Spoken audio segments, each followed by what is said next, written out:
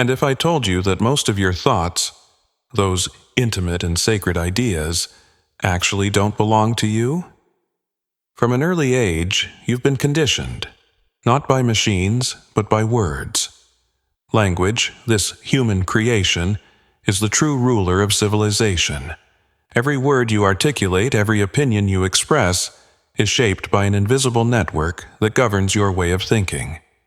In 1938, Stuart revealed this concept in his work, The Tyranny of Words, a book that dismantles language and exposes how it subtly and insidiously dominates us. It not only asks you to perceive the power of words, but shakes you and reveals the truth.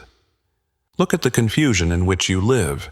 It unveils language as a cunning manipulator, but also provides us with tools to escape this invisible prison.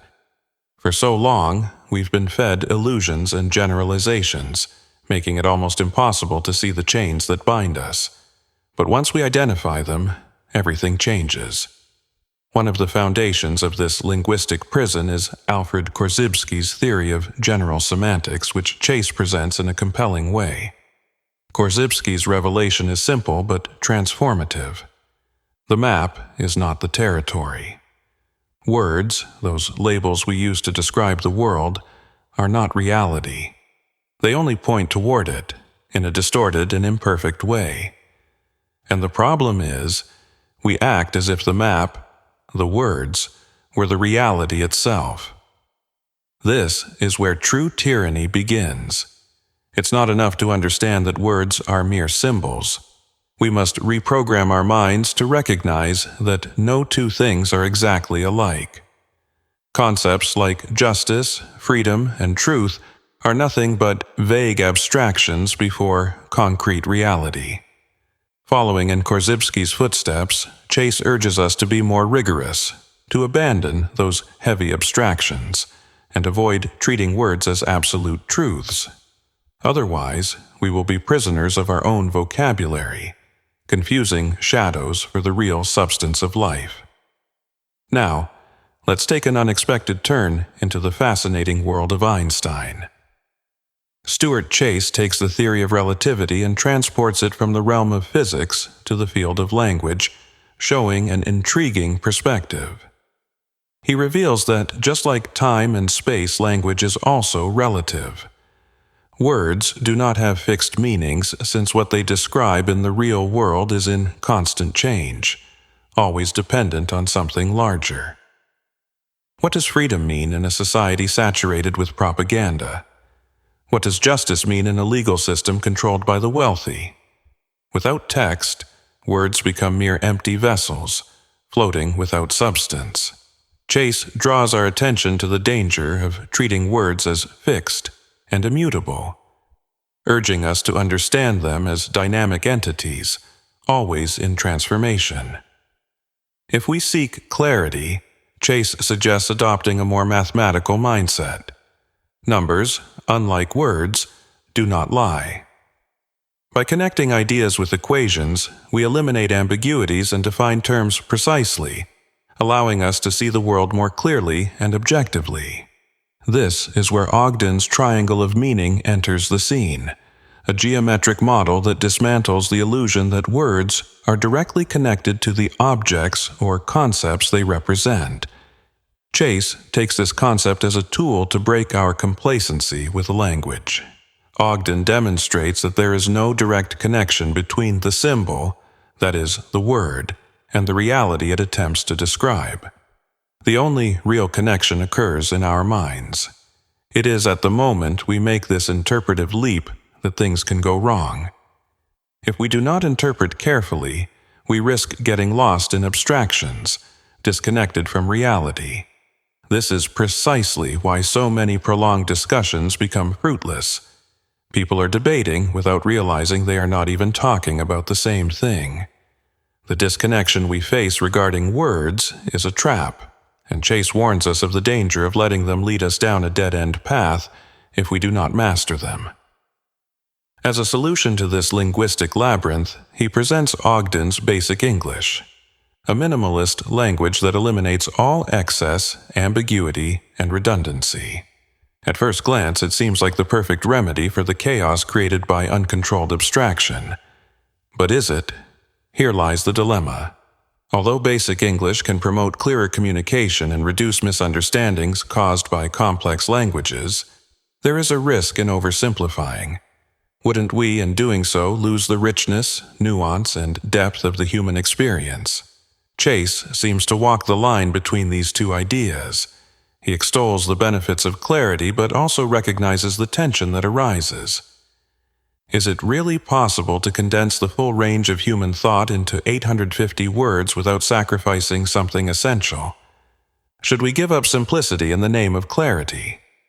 This is the dilemma Chase faces: how to keep language free of excess without making it an overly simplified tool and therefore ineffective. Next, Chase takes us even deeper into the complexity of abstractions, especially in social sciences and philosophy, where things become even more intricate. He argues that fields like social sciences, economics, and philosophy are immersed in symbols and abstractions. In his view, the academic elite often gets lost in vague terminologies, detached from concrete references to the real world. Think about it. Terms like market forces, inflation, or capital are frequently thrown around by economists. But how often do they stop to explain the tangible meaning of those words? Chase criticizes this intellectual laziness where abstractions are used as if they were absolute truths without the necessary connection to reality. Instead of discussing real issues, many academics end up dealing with concepts disconnected from the complexity of everyday life. It's like trying to build a house with clouds and then being surprised when the roof collapses. He questions, where are the concrete references? Without a solid foundation, those concepts are nothing but empty air, and social sciences in particular are big culprits, often hiding behind a facade of intellectual sophistication and completely losing touch with reality. Populism, that attractive political force dressed in the mantle of the people, deserves a deeper analysis. Chase is not making a simple, superficial criticism. He is directly attacking the way language a politician manipulates using personification to capture people in simplistic emotional narratives. Think of expressions like the American people or the working class. These are nebulous concepts, difficult to define, yet in the political arena, they are wielded as powerful weapons. Demagogues and ideologues love to breathe life into these groups, treating them as homogeneous entities with a single will. However, Chase warns us this is a fallacy, and you shouldn't fall into that trap either. This type of linguistic manipulation is dangerous because it simplifies diverse, complex populations, transforming them into symbols that are easy to control. When you believe in the myth of a unified people, all nuances, differences, and individual experiences disappear. Populism thrives on this kind of personification, but it is nothing more than an illusion. Chase warns us emphatically, don't be seduced by these simplified abstractions. Always ask who exactly they are talking about. Otherwise, you could end up swept along by a movement you barely understand. And speaking of traps, Chase reserves a sharp critique for economists and their so-called laws. He is particularly relentless in analyzing the law of supply and demand. At first glance, you might think economists recognize that this law is merely a theoretical model, a practical way to describe certain patterns in human behavior. But Chase reminds us that models are not reality. The problem, according to him, is that economists, both in his time and today, treat these models as universal laws, almost as if they were carved in the stars. This is dangerous because it elevates abstract economic concepts to the status of absolute, unquestionable truths. Chase rejects this view, arguing that the law of supply and demand is not a divine commandment. It is a human construction. A useful tool, but one that does not always reflect the chaotic and unpredictable behavior of real economies. By treating it as an unquestionable truth, We not only make an intellectual mistake, but also prepare the ground for disasters in the real world. Chase almost begs us to start questioning those supposed laws that shape our lives. The economy is not an exact science like physics. There are no guarantees that people will act according to rigid mathematical principles. Therefore, it's time to stop pretending that this is a reality. The true face of horror is revealed in the way political rhetoric exploits abstract language to manipulate the population. Words like freedom, democracy, and individual rights are frequently used, but their true meaning is diluted. Chase is incisive in exposing how these grandiose terms, thrown around so casually in speeches, lack any real substance. Politicians use them as emotional tools, throwing them to the public like a shower of confetti without offering any concrete content behind them. What is really being said? Nothing, absolutely nothing. They are merely emotional triggers carefully chosen to provoke reactions, not to inspire reflection. And the most terrifying thing is that these tricks work. We are all vulnerable to this linguistic manipulation, as we have been conditioned to react automatically without questioning the true meaning behind the words. Freedom sounds inspiring, but freedom from what? Freedom for whom? Chase's warning is not just a historical reflection. It is an urgent call for the present and the future.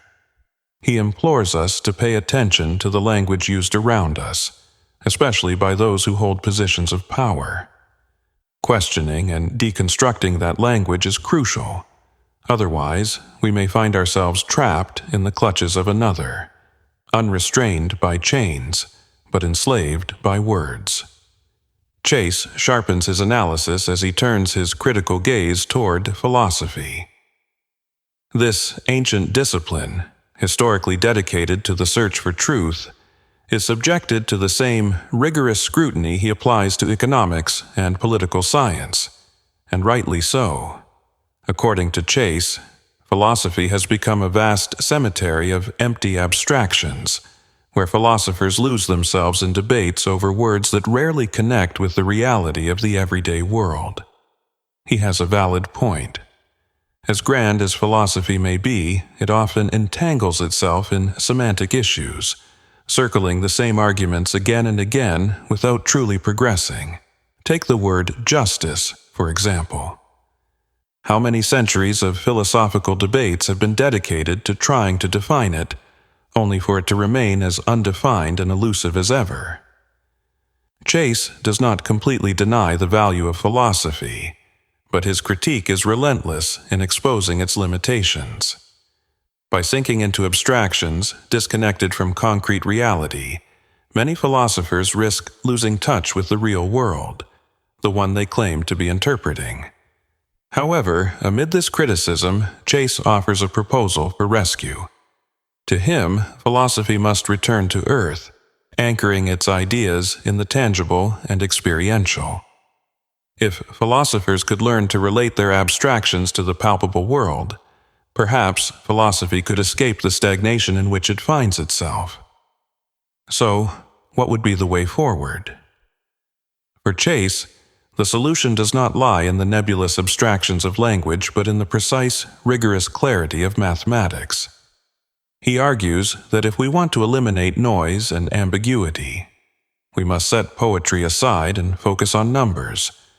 Mathematics, for Chase, is the only truly universal language, the only one capable of conveying ideas without leaving room for vague interpretations. In suggesting that mathematics provides us with a clearer understanding of the world, Chase is not proposing that everyone become human calculators. The central point of his argument is that mathematical thinking forces us to clearly define our terms, to be rigorous, and to recognize relationships between concepts in a concrete manner rather than allowing them to wander loosely and aimlessly. While words can be easily distorted, numbers are solid. In a world where language is frequently manipulated, mathematics offers a form of communication far more resistant to distortion. It is in this context that Chase truly demonstrates his innovative vision, challenging us to transform our way of thinking by advocating for a more scientific and rigorous approach to communication. The essence of this message is clear. All these complex concepts, from Einstein's theory of relativity to Ogden's triangles, point toward a fundamental conclusion. According to Chase, the true test of language does not lie in intellectual coherence or philosophical purity, but in its ability to ensure survival. What matters, then, is whether the way we use words contributes to our survival and prosperity, whether as individuals or as a species.